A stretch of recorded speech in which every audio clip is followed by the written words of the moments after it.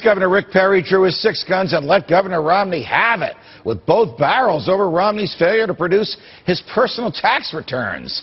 But the biggest soundbite of last night goes to the other cowboy from Texas, Congressman Ron Paul, whose tax ideas outgunned his opponents. Take a listen to this. Mitt, we need for you to release your income tax so the people of this country can see how you made your money. And I think that's a fair thing. I have nothing in them that suggests there's any problem, and I'm happy to do so. What's happened in history is people have released them in about April of the coming year, and that's probably what I do.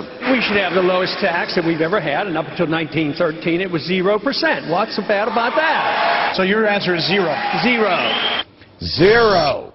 Joining me now to discuss abolishing the income tax is a man who's no stranger to studying and analyzing taxes. He's Steve Moore, head of the editorial board of the Wall Street Journal and a good friend of the show. Steve, it's a pleasure. Welcome back to Freedom Watch. Great to be with you.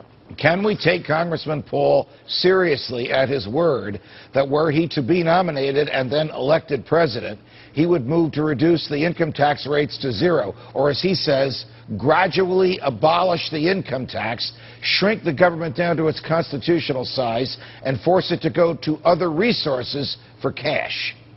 Well, Judge, think about this. This is a point that Ron Paul made very effectively last night, which was that for the first, roughly 130, 140 years of our nation, we didn't have an income tax. And yet we did have a prosperous country. We got richer every year. And so there's no reason we can't imagine what America would be like without an income tax. And what I really like about the way he frames this issue, Judge, as you know, I'm an economist. I mean, can you imagine America's position, competitive position in the world, if Ron Paul were able to get our income tax rate down to zero when other countries have 30, 40, 50% rates? You would see the most massive insourcing of jobs into America in the history of the world.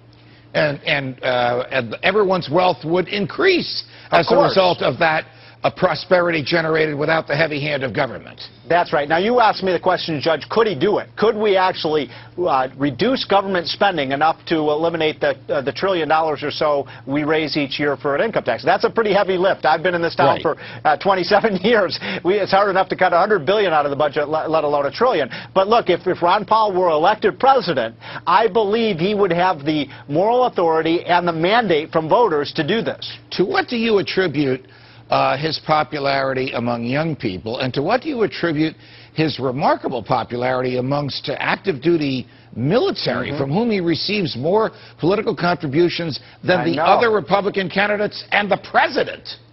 Well, I can speak about the young people because I have 2 young people in my home who are 18 and 19 years old who came home from college, over Christmas vacation with all these Ron Paul stickers and bumper stickers. And you know what? He just speaks to the aspirations of young people who understand that the wheels have come off this economy, that the income tax is an albatross around our neck, that government has become so large that the only jobs that are available for college graduates are now to go work for the Postal Service or work for the government. And you know what? The young people don't like that direction. They like his idealism. I liken this to sort of the idealism that on the other side of the aisle that Barack Obama had, as you recall, in 2008. He appealed to young people. Now we're getting those idealists moving more to the right. They've seen the failure of Obamonomics and big government, and they are very attracted to Ron Paul's limited government, low tax, more freedom agenda. You and I both believe that you own your own body and you ought to be able to put into your body whatever you want. Is it fair for the Gingrich, Santorum, and Romney crowd to disparage Ron Paul's young supporters, saying, the only thing they want is legalization of marijuana? That's the only thing they care about.